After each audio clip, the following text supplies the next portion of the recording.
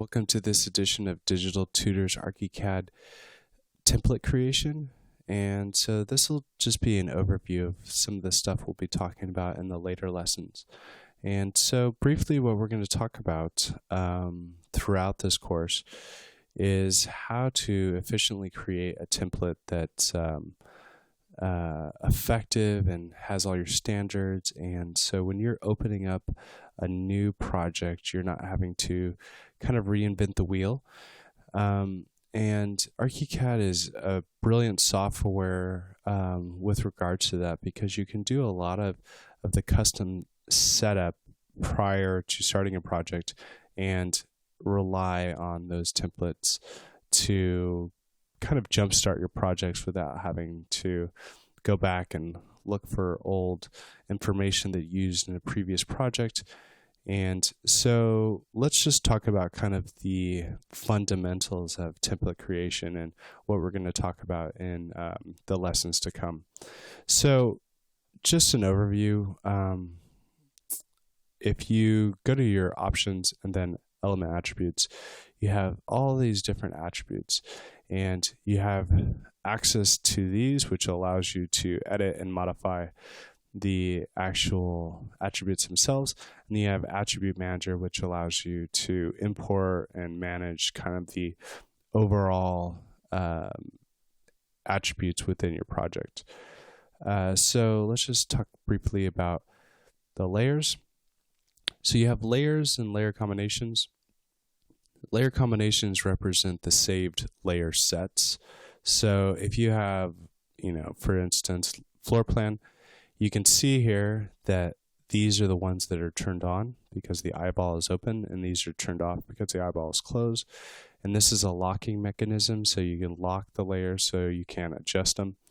And this here represents kind of the three-dimensional representation. So this says it's solid, versus if you click it, you can change it so that it's wireframe.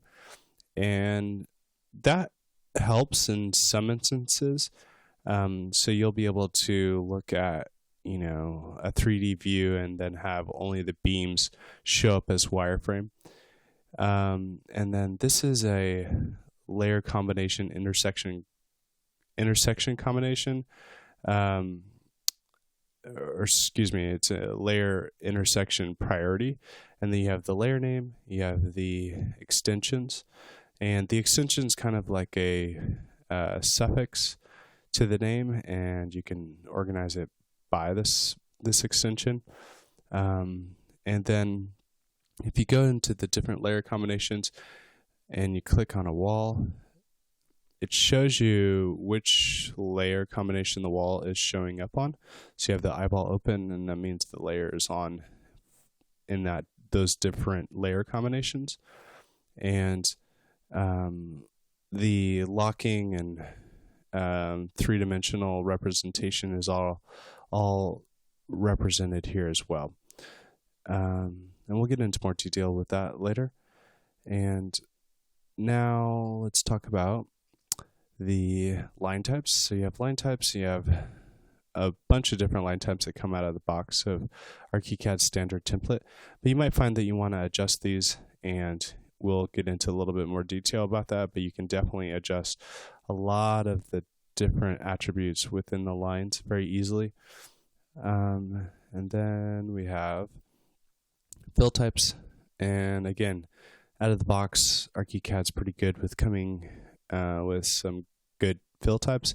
But again, you might find that you need to adjust certain fill types that represent more of what you're looking for. And there's a lot of adjustments that can be made within this. And fills can be used as just drafting fills, which is kind of two-dimensional, but it also can represent three-dimensional information, and as well as three-dimensional information or two-dimensional information that's cut. We'll get into more detail about that a little bit later. Building materials, which is kind of a new feature.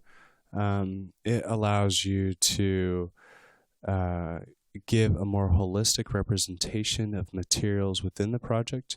So you have the ID, but associated with each of the materials, you have a fill type, which is kind of the surface representation from a two-dimensional view.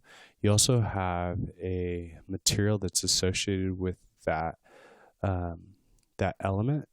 So you have both a two-dimensional representation, a three-dimensional representation, and then you also have how the fill is going to be oriented when it's placed on that two-dimensional representation.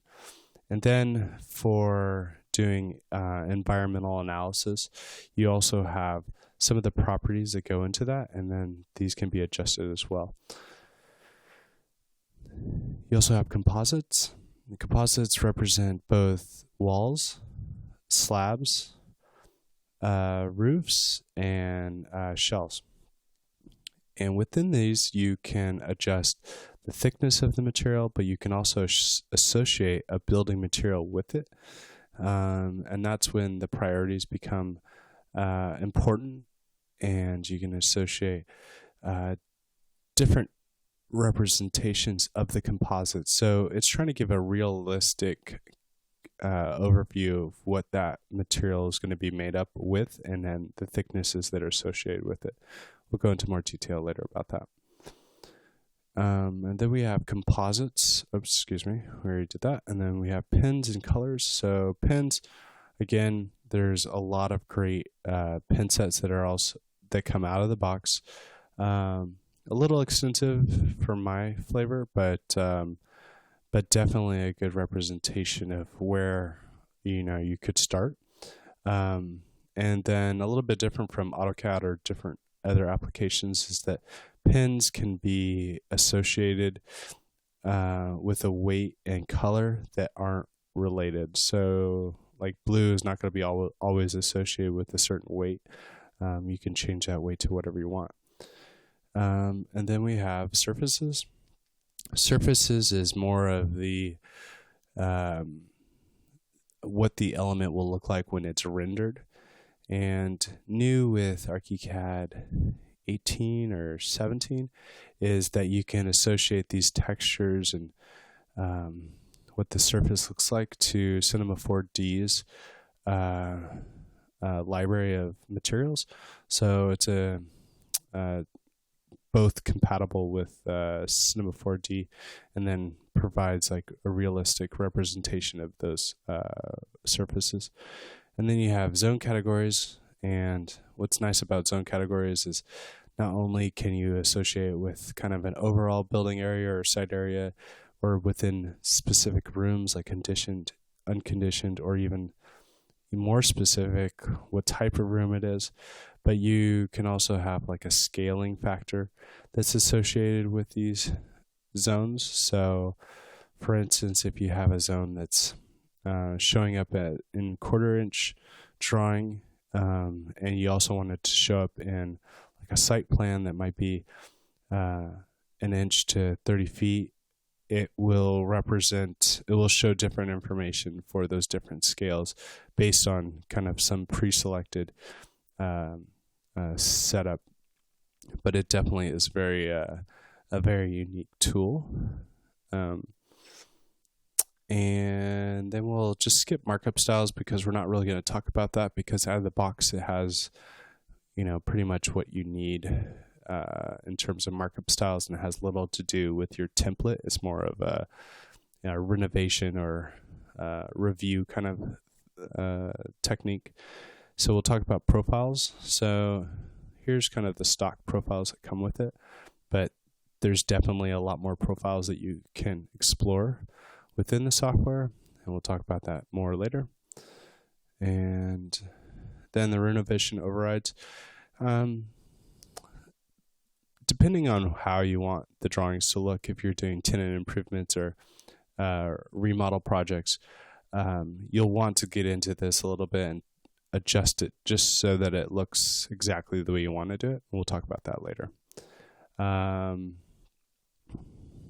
And let me just show you this is the attribute manager. So this contains like all the different attributes we were just looking at, but it contains it in a way that you can open other projects or other attribute files and then adjust it accordingly. And then finally, we're going to talk about the layout books.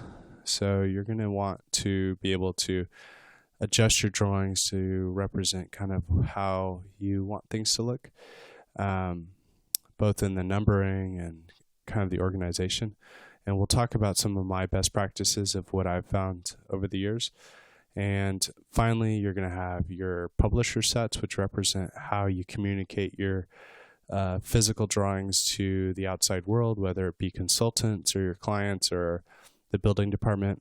So we'll talk about how to set this up and make it most efficient to your needs. And that's about it in template creation. So I look forward to having you in the lessons to come. And we have a lot to cover. Thanks. Bye.